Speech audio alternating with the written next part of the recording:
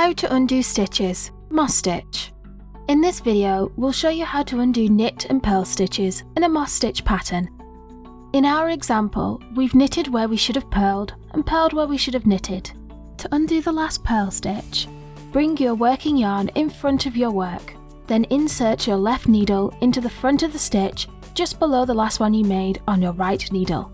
Slip the stitch onto your left hand needle and release it from the right hand needle. Gently pull the working yarn.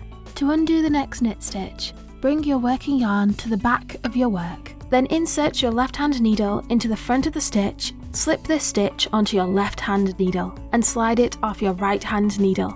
Gently pull the working yarn. Repeat these steps as many times as needed. Remember, bring your working yarn forward before undoing a purl stitch and take it to the back before undoing a knit stitch.